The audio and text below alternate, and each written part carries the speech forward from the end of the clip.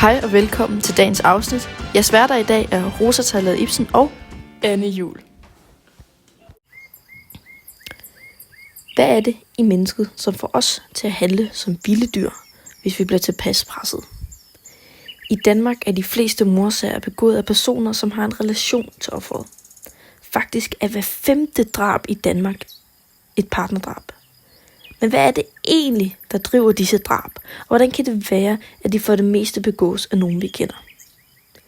Velkommen til dagens afsnit, hvor vi skal tale om et ungt brødrepar, som tog deres vens liv. Og hvordan kan man komme så langt ud, som man tager sin vens liv? Og hvad går der igennem hovedet på de mennesker, lige inden drabet udføres? Og hvorfor er der ikke nogen, der har set det komme? Det er juli 2020. Hvad der skulle have været en normalt sommer med masser af turister, der havde fyldt Bornholms gader. Lyden af stemmer fra turister med forskellige modersmål og lyden af børn, der leger på gaden. Nede ved havet kan man høre havet bruse op mod molen, og nogle bornholmske mænd, der sidder og nyder den første øl på en sommerdag. Men ikke langt derfra, nogle kilometer op mod nord, er der foregået noget mørkt. Noget, som har rystet beboerne på Bornholm og fyldt nyhedsavisen, samt har den skabt en landsdækkende debat om racisme. En skygge har lagt sig over sommerlandet på Bornholm. For 20 år siden flyttede en ung kvinde til Bornholm. Hun var netop blevet skilt, og hun tog sig sine 3 sønner med til øen. Kvinden, det er Mads og Magnus' mor. Dengang der led hun af Aspergers sygdom og gør stadig, som er en form for autisme og ADHD.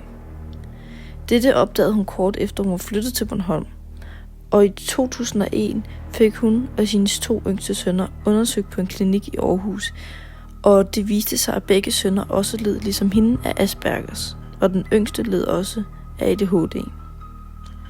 Hun havde haft den her fornemmelse, og de her 2 brødre har haft svært ved at klare sig allerede i en tidlig alder. Nogle af de her symptomer på Aspergers syndrom er afvigende adfærd og sociale vanskeligheder. Mange med Aspergers kan opleves som enspændere, og de kan have særprægede interesser.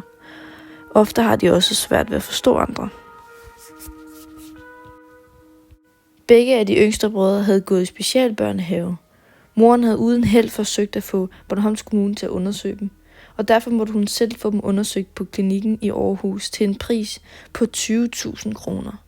Fordi med diagnoserne kunne moren jo sørge for, at de fik pædagogisk støtte igennem skolegangen, hvilket jo havde været essentielt.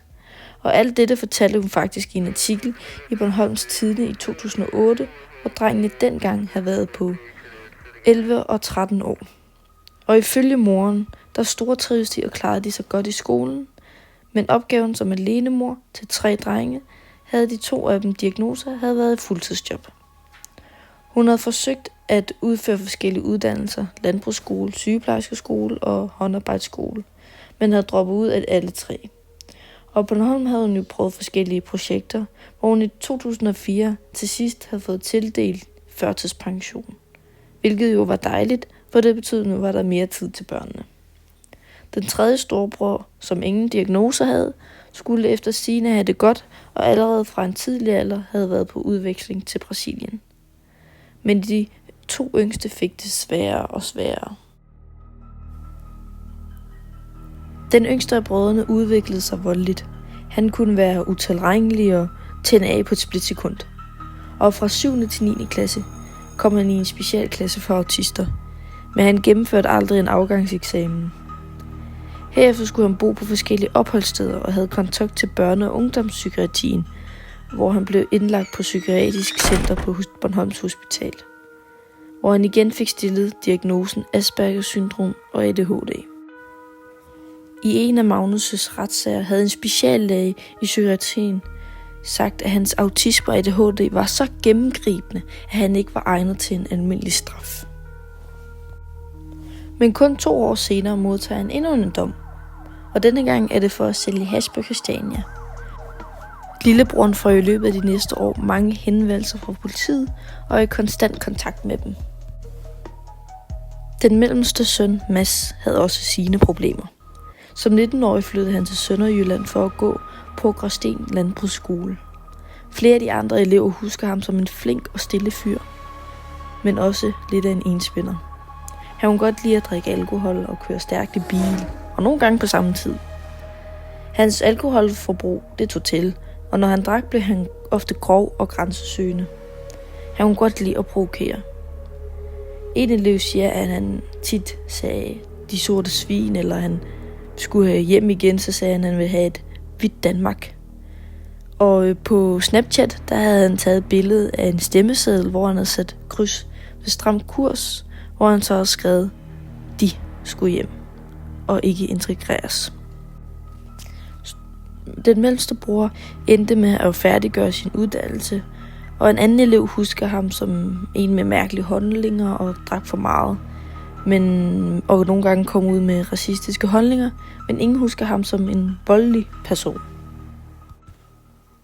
I nattelivet på Bornholm, der var de yngste brødre kendt for at gå meget i byen og føre sig voldsomt frem.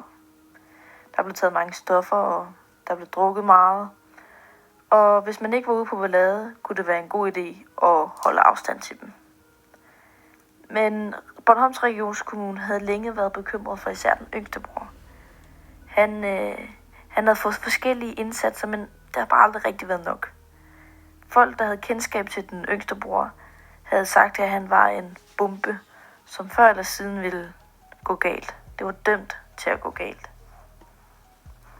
Den mand, som man senere fandt livløs i Nordskoven, havde været rigtig gode venner med mellemste bror i årevis. Den mand, det er Philip. Han havde været en del af det slæng, som gik meget i byen, og han havde siden forladt øen og uddannet sig til ingeniør. Og hans hudfarve havde ført til spekulationer om mordet egentlig havde været på grund af racisme. Særligt den mellemste brødrene havde jo været provokerende, og han havde på sit læg et tatovering af et hagekors med titlen White Power. Sagen sprang i luften efter den verdenomspændende sag vedrørende Black Lives Matter i USA, hvor en mørk mand ved navn George Floyd blev dræbt af en hvid amerikansk politibetjent, udelukkende på grund af, at han var sort. Man kom derfor med begrundelsen af motivet i sagen om Philip, at Philip var blevet dræbt på grund af, at han havde en anden etnisk baggrund end brødrene. Dette er morens udsagn fra dagen, hvor Philip døde. Hun har skrevet og ringet til Philip mange gange om morgenen, hvor man finder Philip livløs ude i skoven. Men han havde ikke svaret, så hun troede, der var noget galt. Hun havde kørt hjem til Mads og Magnus' mor om morgenen, hvor man finder ham livløs. På dette tidspunkt ved moren ikke, at det er Philip, som er blevet dræbt, da man ikke kan identificere ham grundet alle hans kvæstelser. Da hun ankommer, spørger hun om de er hjemme, men de var ikke hjemme, og Philip var der heller ikke. Hun tager så dernæst hen til Mads' arbejde, hvor hun spørger Mads, om han ved, hvor han er. Men han trækker bare på skuldrene. Her har Mads og Magnus allerede dræbt Philip. Der er 2 motiver i denne sag. Den ene er, om motivet er racistisk, og den anden er, om det bare er en personlig relation, som er gået helt galt. For Philip skulle efter sigende have indledt et romantisk forhold til brødrenes mor. Philip skulle have skrevet til moren, om de ikke skulle putte. Og brødrene havde efter sigende set Philip kysse moren. Kort inden ankesagen anmeldte moren en voldtægt, men da den omhandler den afdøde mand, bliver sagen ikke efterforsket yderligere. Under landsretssagen gentog de 2 brødre, at de udsatte deres kammerat for vold, fordi de for kort forinden havde fået at vide af deres mor, at han havde forgrebet sig på hende. De havde derfor inviteret ham ud i skoven på påskud af, at der skulle drikkes øl. Det blev der også gjort, inden brødrene overfaldt den 28-årige mand, Philip. Han skulle afstraffe, han skulle forstå, at han aldrig skulle gøre det igen, sagde den yngste bror Magnus Møller i landsretssagen. Sagen udfoldede sig, og man interviewede brødrene i forhold til deres handlinger. De mente, da de gik derfra, at Philip levede endnu, og dermed ikke mente, at der var nogen grund til at anklage dem for mord, da Philip jo var levende, da de gik derfra. Man kom til den konklusion, efter brødrene havde anket, at brødrene fik 15 år i fængsel. Vi har derfor interviewet anklageren Marianne Schmidt i forhold til hendes udsagn. Først og fremmest var det vigtigt for mig, at man sendte et signal om, at det ikke var en almindelig drabsag. Jeg sagde 15 til 16 år, og at det så blev 15 år, er jeg tilfreds med.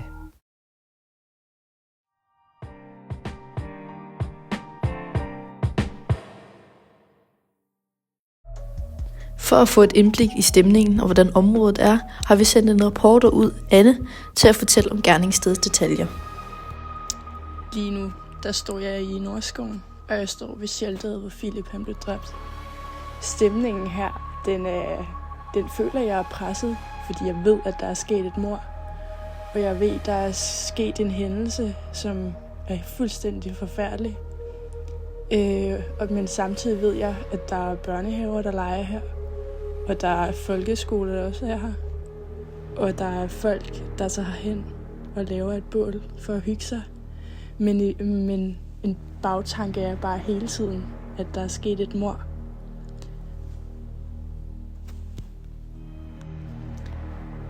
Man kan tydeligt se, at gerningsstedet og shelterpladsen bliver brugt den dag i dag. Der er borde og bænke, og der er pinde, der ligger på mærkelige måder. Man kan se, at børn de har leget med det. Og samtidig så er der en forhindringsløbspost 5 meter fra shelteret. Umiddelbart vil jeg ikke tænke, det var et gerningssted for et mord, der skete for et par år siden. Jeg vil tro, at det var en helt almindelig shelterplads. Det er kun, hvis man virkelig kigger efter på bjælkerne. Så kan man se, der lige er ridset med en kniv eller et eller andet, hvor et hjerte, hvor der står Philip inde i. Nedenunder, der står RIP.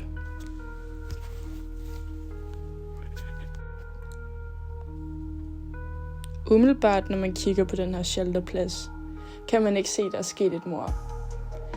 Dog, hvis man virkelig kigger godt efter på bjælkerne, så er der ridset ind i dem et lille hjerte, hvor der står Philip og Rest in Peace. Det er nok nogen, der er Philips venner eller tætte familie måske, som har ridset det som et minde. Det var drabet og historien og forklaringen på drabet i Nordskoven. Tak fordi I lyttede med. Vi ses og på gensyn.